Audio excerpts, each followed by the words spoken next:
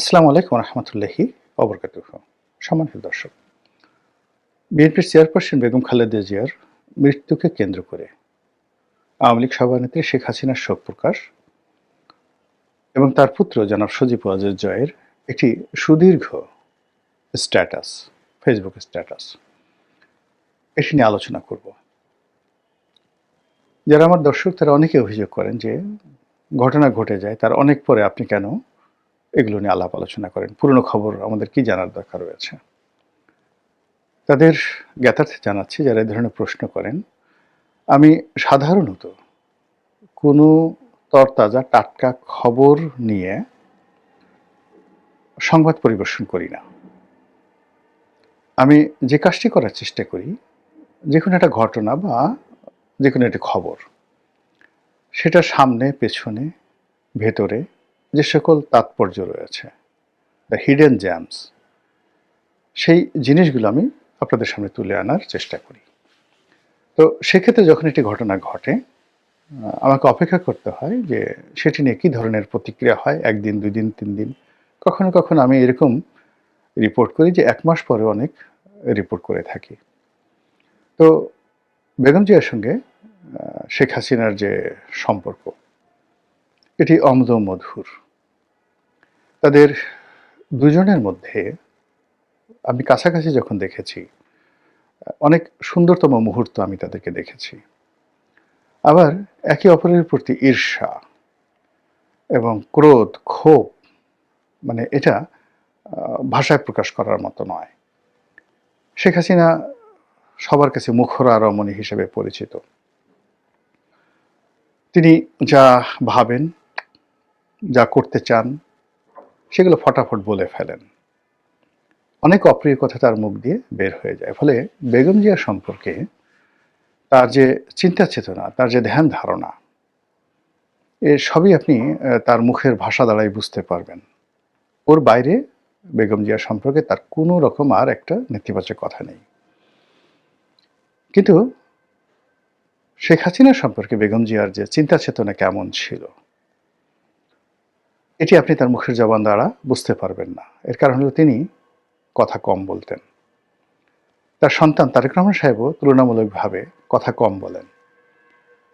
যেমন শেখ হাসিনার পুত্র সজীব ওয়াজেদ জয়, তিনিও অনেকটা স্ট্রেট ফরওয়ার্ড ওয়েতে কথাবার্তা বলেন, কোনো ডিপ্লোম্যাটিক রিজন রাখেন না। তো সেই তুলনায় জনাব তারেক রহমান সাহেবও কিন্তু তার মায়ের মতো অতটা স্বল্পভাষী নন, কিন্তু আবার শেখ হাসিনা বা যাকে বলা হয় সজীব ওয়াজেদ জয়ের মতো ঠিক অতটা স্ট্রেট ফরওয়ার্ড নন। ফলে কি হলো, আওয়ামী লীগ সম্পর্কে, শেখ হাসিনার সম্পর্কে বিএনপির মনোভাব কি, খালেদা জিয়ার মনোভাব কি, সেটি যাকে বলা হয় আপনাকে বুঝে নিতে হবে তাদের অ্যাকশনের মাধ্যমে। দুটো উদাহরণ দিলেই বুঝতে পারবেন। বেগম খালেদা জিয়ার ব্যক্তিগত চরিত্র নিয়ে শেখ হাসিনা কটাক্ষ করতেন এবং বিভিন্ন অশ্লীল অশ্রাব্য কথাবার্তা বলতেন।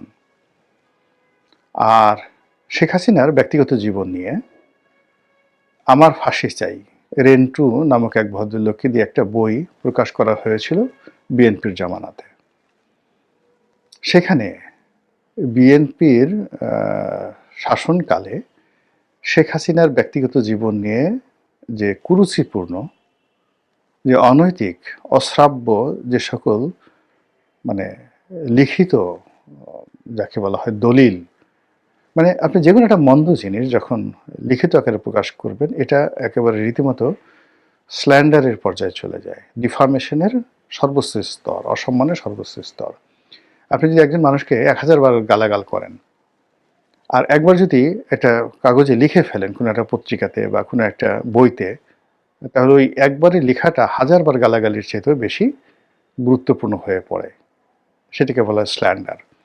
তো শেখ হাসিনার ব্যক্তিগত জীবন নিয়ে বিএনপির জমানাতে এই যে একটা মতিউর রহমান রেন্টুর লেখা বই আমার ফাঁসি চাই, এর দ্বারা আপনি বুঝতে পারবেন যে শেখ হাসিনার সম্পর্কে, আওয়ামী লীগ সম্পর্কে বিএনপির চিন্তা চেতনা কেমন। এরপরে দেখবেন যে বেগম জিয়ার সঙ্গে শেখ হাসিনার একটা টেলিফোন সংলাপ ভাইরাল হয়ে পড়েছিল এবং সেই ভাইরালের সময়টাতে বেগম জিয়া যে কথা বলতে পারেন, রাগ হতে পারেন, সেটি আপনারা দেখেছেন। যেভাবে শেখ হাসিনাকে নাস্তা নাবুদ করে ফেলছিলেন তিনি, তার সেই বক্তব্যের সময়টাতে একটা বৈঠক হওয়ার কথা ছিল। তো সেখানে শেখ হাসিনার মতো একজন মুখরা রমণী, তিনি একেবারে রীতিমতো ভ্যাবাচ্যাকা খেয়ে গিয়েছিলেন বেগম জিয়ার বাগ্মিতার কারণে। আর আমার নিজের অভিজ্ঞতা হলো যে একটা সময় বেগম জিয়া বলছিলেন যে তিনি টেলিভিশন দেখেন না। আমি শুনেছি তার ঘনিষ্ঠজনের কাছে। এর কারণ হলো আমার ব্যাপারে যখন উনি মানে একজনের সাথে জিজ্ঞাসা করেছিলেন, তখন উনি বলছিলেন যে আমি রনির লেখাগুলো পড়ি। তো উত্তরে সেই লোক বলছিলেন যে রনি তো যা লিখে তার চেয়ে বেশি টেলিভিশনের টক শো সে করে। তো বলে যে আমি আসলে কোনো টক শো দেখি না, টেলিভিশন দেখি না, বাংলা কোনো চ্যানেল দেখি না। এর কারণ হলো চ্যানেল খুললে যদি শেখ হাসিনার ছবি আসে, দেখা যায়, এটা আমার জন্য খুব বিরক্তকর। এই জন্য আমি কোনো বাংলা চ্যানেলই দেখি না। একেবারে সত্য কথা এটা। তো বোঝার চেষ্টা করেন যে শেখ হাসিনার সম্পর্কে বিএনপির এবং বিএনপি নেত্রীর ঘৃণাটা কোন পর্যায়ে ছিল। তো সেই অর্থে কোকোর মৃত্যুর পরে শেখ হাসিনার আগমন এটা কোনো অভিনয় নয়। এটা যে অভিনয় নয়, এর কারণ হলো যে সম্পর্কটা এতটা তিক্ত, সেই তিক্ত জায়গার মধ্যে খুব বিবেকের একেবারে যাকে বলা হয় সর্বোচ্চ নড়াচড়া না হলে কোনো মানুষ এখানে সাধারণত আসে না। এখানে অভিনয় হয় না। দ্বিতীয়ত আবার এই যে বেগম জিয়া যখন জেলে ছিলেন, তাকে অপদস্থ করার জন্য, ছোট করার জন্য, তাকে নিয়ে নানা রকম অশ্লীল অশ্রাব্য কথা শেখ হাসিনা বলেছেন। এবং তিনি তার সেই কারাগারে ঢোকার পর থেকে তাকে নিয়ে রাজনীতি করেছেন, এতে কোনো সন্দেহ নেই। তিনি তাকে বিদেশে যেতে দেননি। তারপরে তার মুক্তি নিয়ে নানা তালবাহানা করেছেন এবং তার একটা সাধারণ মামলাকে জটিল করে যেভাবে তাকে এতিমের টাকা চোর বলে গালাগাল করেছেন, এটি শেখ হাসিনার একটা এক্সট্রিম মনোভাব খালেদা জিয়ার প্রতি। তো সেই খালেদা জিয়ার মৃত্যুর পর যে শোক জানানো, এটা মাছের মায়ের কান্নার মতো নয়। এখানে ভিতর থেকে একটা আবেগ কাজ করেছে। এটা ঠিক এই স্তরে আপনি যদি দার্শনিক চিন্তা না করেন, তাহলে আপনি বুঝতে পারবেন না। যেমন ধরুন, আপনি একজন মানুষকে খুব নির্যাতন করলেন, একজন মানুষের প্রতি খুব অবিচার করলেন, এবং যখন আপনি অবিচার করলেন, অনাচার করলেন, তখন আপনার বোধ ছিল না, কিন্তু আপনি পরবর্তীতে বিপদে পড়ে গেলেন। বিপদে পড়ার পরে আপনি তখন অনুধাবন করলেন যে বিপদে পড়লে কেমন লাগে, এবং ঠিক সেই সময় আপনার যে একটা উপলব্ধি, সেই উপলব্ধি থেকে আপনি যখন সরি বলবেন, শোক প্রকাশ করবেন, সহানুভূতি জানাবেন, ওটা হৃদয় থেকে আসে। কাজেই শেখ হাসিনা যে খালেদা জিয়াকে শোক জানিয়েছেন, এটা তিনি হৃদয় থেকে অনুভব করেছেন।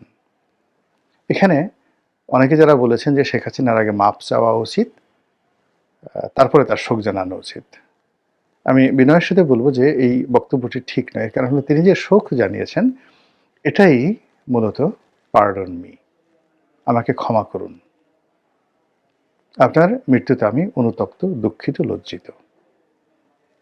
এটাই যথেষ্ট। এটা ভদ্রলোকের ভাষা, এরপর আর হয় না। জিনিসটা কেমন, আমার নিজের একটা উদাহরণ দেই। আমি যখন সংসদ সদস্য ছিলাম, তখন ঠিক কিছু মানুষকে আমি খুব ব্যক্তিগতভাবে আক্রমণ করতাম। সেটা সৈয়দ আবুল হোসেন প্রয়াত, তার মন্ত্রী হয়নি একটা গল্প ফাঁদলাম যে তিনি দৌড় দিয়ে মন্ত্রী হয়েছেন। স্বরাষ্ট্রমন্ত্রী মহিউদ্দিন খান আলমগীর সাহেব, সাহারা খাতুন, শামসুল হক টুকু, সাবেক মন্ত্রী শাহজাহান খান থেকে শুরু করে আওয়ামী লীগের যত বিখ্যাত বিখ্যাত লোক ছিল, মানে আমি টকশোতে গিয়ে প্রকাশ্যে তাদের বিরুদ্ধে যে সকল কথাবার্তা বলেছি, বড় বড় নেতা, সেটা বাহাউদ্দিন নাসিম সাহেব, মাহবুল আলম হানিফ সাহেব, সৈয়দ আশরাফ সাহেব থেকে শুরু করে এমনকি ওবায়দুল কাদের সাহেব, এই কথাগুলো বলেছি। মানে আমার যে বেয়াদবি, আমার যে ঔদ্ধত্য, আমার যে সীমা অতিক্রম, এটা দ্বারা আওয়ামী লীগের লোকজন এতটা অতিষ্ঠ ছিল যেটা আমি বুঝতেই পারিনি। আর মানুষ যখন এই ধরনের কর্মকাণ্ড করে, তার সেই সীমা লঙ্ঘন বাড়তেই থাকে। তো একটা সময় আমার সঙ্গে সালমান এফ রহমান সাহেবের সঙ্গে এরকম একটা বিরোধ শুরু হয়ে গেল। যেখানে উনারও কোনো স্বার্থ ছিল না, আমারও কোনো স্বার্থ ছিল না। আমি তার কর্মকাণ্ডর সমালোচনা করতাম। সে তার শেয়ার মার্কেট নিয়ে, তার ব্যবসায়িক ফন্দি-ফিকির ইত্যাদি নিয়ে। কিন্তু তার একটা সীমাবদ্ধতা থাকা উচিত ছিল। কিন্তু আমার ওই বোধটা তখনও কাজ করেনি। আমি তাকে খুব নিষ্ঠুর, নির্মম ভাষায় সমালোচনা করে যাচ্ছিলাম। এবং করতে আমি যখন মজা পেয়ে গেলাম, আমি তখন ব্যক্তিগতভাবে তাকে আক্রমণ করা শুরু করলাম এবং একটা সময় তার পারিবারিক যে বিষয় এবং তার যে দুর্বলতম জায়গা, তার কন্যাকে উল্লেখ করে, তার স্ত্রীকে উল্লেখ করে আমি একটা লেখা লিখলাম। একটা ফেসবুক স্ট্যাটাস দিলাম, কিন্তু ওটা খুব মজার ছিল। হে শ্বেত শুভ্র বেশধারী, দাড়ি মোছার কেশধারী, এখন তোমার কি হবে? তো এটা আবার সকল পত্রপত্রিকা একেবারে লিড নিউজ হিসেবে এটা প্রকাশ করলো। যার ফলে কি হলো, জনাব সালমান এফ রহমানের মানে এটা তার জীবন বেঁচে থাকা মরে যাওয়া একটা সওয়াল কা জবাব হলো যে তিনি বেঁচে থাকবেন অথবা আমি বেঁচে থাকবো। তিনি ঘুরে বেড়াবেন, তিনি আওয়ামী লীগে থাকবেন, নচেত আমি থাকবো। এরকম একটা জায়গাতে তিনি চলে গেলেন এবং এটা আমি বুঝতে পারলাম না। কিন্তু আমি যখন জেলে গেলাম, জেলে যাওয়ার পরে একান্তে আমি অনুধাবন করলাম যে আমার কাজগুলো অন্যায় হয়েছে। ফলে জেলখানা থেকে যে আমি বই লিখলাম এমপির কারাদহন, সেখানে আমি এই প্রথম স্বীকার করলাম যে আমি ভুল করেছি এবং আমার সেই বই আমি জনাব সালমান এফ রহমান সাহেবের নামে উৎসর্গ করেছি। 2014 সনের পর থেকে আমি সালমান এফ রহমান সাহেবকে সমালোচনা এখনও করি, কিন্তু ওইভাবে ব্যক্তিগতভাবে অসম্মান করে আর কখনো করিনি। তো এটা হলো বোধ। এখন তারকে হাত ধরে আমার বলতে হবে না সরি। এই যে আমি যে বুঝতে পারছি বা কথাবার্তা বলছি, এটাই সাবমিশন। তো শেখ হাসিনার এই যে শোক প্রকাশ বেগম খালেদা জিয়ার মৃত্যুতে, এটাই সৌজন্যতা এবং খালেদা জিয়ার প্রতি যে অন্যায় করা হয়েছে, এটাই অ্যাক্রিডেশন। সেকেন্ডলি, জনাব সজীব ওয়াজেদ জয়, আমি তার যে বাংলাতে তিনি একটা স্ট্যাটাস দিয়েছেন, এখানে বেগম জিয়ার মৃত্যু, বিএনপি আওয়ামী লীগের সম্পর্ক, বর্তমান সরকারের শাসন প্রণালী এবং আগামীতে যে গণতন্ত্রের পথে বাধা এবং বিঘ্ন রয়েছে সেই বিষয়গুলো নিয়ে অতি সংক্ষেপে বাংলায় চমৎকার একটি তিনি স্ট্যাটাস দিয়েছেন, আবার সঙ্গে সঙ্গে সেটার ইংরেজি করে দিয়েছেন নিচে। এটা জনাব সজীব ওয়াজেদ জয়ের একটা নতুন যাকে বলা হয় পরিবর্তন। তিনি যখন তার মা ক্ষমতায় ছিলেন, আমরা সবাই চেয়েছিলাম, আমি যতদিন আওয়ামী লীগে ছিলাম প্রাণান্তে আমি চেষ্টা করেছিলাম যে জয় রাজনীতিতে আসুন, কিন্তু জয়ের মধ্যে আসলে সেই আগ্রহটা ছিল না। এমনকি তার আম্মা শেখ হাসিনা তিনিও চাইতেন না যে জয় আসুক। আমরা যারা একটু গিয়ে তাকে বলতাম, তিনি বলতেন যে রেহানার ছেলেকে দেখো না, ববিকে দেখো না, তাকে নিয়ে করো রাজনীতি, জয়কে আনতে হবে কেন? তিনি কেন যেন জয় রাজনীতিতে আসুন এটা চাইতেন না। আবার মাঝে মাঝে তিনি চাইতেন যে জয় আসুক। এভাবে আসলে আমি 2014 সনে আমি প্রাণত চেষ্টা করেছিলাম জয়কে রাজনীতিতে আনার জন্য। আমাদের যে প্রায় 40 জনের মতো একটা তরুণদের টিম ছিল, তাদেরকে একত্র করে জয়ের মাধ্যমে একটা নতুন ডাইমেনশন করার জন্য, কিন্তু সেটা হয়নি। কিন্তু পরবর্তীতে যখন 2016, 17, 18 দিকে জয় আগ্রহ প্রকাশ করলেন বা তার মা আগ্রহ প্রকাশ করলেন, কিন্তু তখন মানে তাকে গাইড করার জন্য, পলিটিক্যালি তাকে মোটিভেট করার জন্য, তার সঙ্গে দেওয়ার জন্য ওই যে 9th পার্লামেন্ট, আমাদের পার্লামেন্টে যে গ্রুপটা ছিল সেই গ্রুপটার পরবর্তীতে ছিল না। এদের মধ্যে অনেকে 2014 পরে দুর্নীতিবাজ হয়ে গেছেন, অনেকে স্বার্থপর হয়ে গেছে। রাজনীতি আসলে তাদের কোনো মটো ছিল না, যেটা 9th পার্লামেন্টে ছিল। ফলে কি হলো, জয়ের কিন্তু গ্রুমিংটা হয়নি। তার যাকে বলা হয় তাকে সম্মান প্রদর্শন করা হয়েছে, তাকে ক্ষমতাবান করা হয়েছে, প্রভাব দেওয়া হয়েছে, কিন্তু পলিটিক্যালি যেটা তারেক রহমান সাহেব হাওয়া ভবনে কিন্তু যতই বদনাম বলেন না কেন, হাওয়া ভবন কিন্তু রাজনীতি করেছে।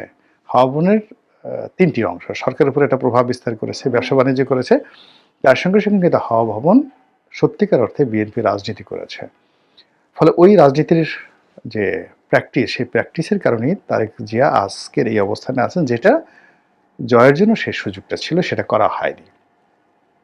তো যাই হোক, তো সেই ক্ষেত্রে আওয়ামী লীগের পতনের পরে জয় একেবারে ভেঙে পড়েছিলেন শারীরিকভাবে, মানসিকভাবে। তার কথাবার্তা কোনো কিছুর মধ্যেই যাকে বলা হয় ধারাবাহিকতা ছিল না, বেসামাল।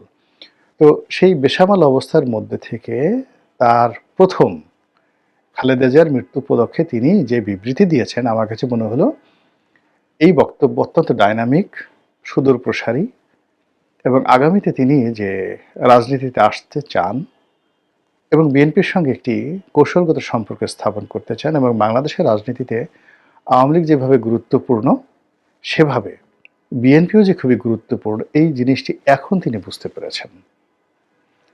আর তিনি যেটা বুঝতে পেরেছেন বা তার আম্মা যেটা বুঝতে পেরেছেন, এটা যদি এখন বিএনপি বুঝতে পারে, জনগণ বুঝতে পারে, তাহলে হয়তো আগামী দিনে আমাদের যে গণতন্ত্রের পথ, এটি আরও সুগম হবে, সুন্দর হবে। আর এখন গণতন্ত্রের পথে যে বাধা রয়েছে, বিঘ্ন রয়েছে, কাঁটা রয়েছে, এগুলো সব আশা করি দূর হয়ে যাবে। মহান আল্লাহ আমাদের সবাইকে হেদায়েত দান করুন এবং হেফাজত করুন। আসসালামু আলাইকুম ওয়া রাহমাতুল্লাহি ওয়া বারাকাতুহু।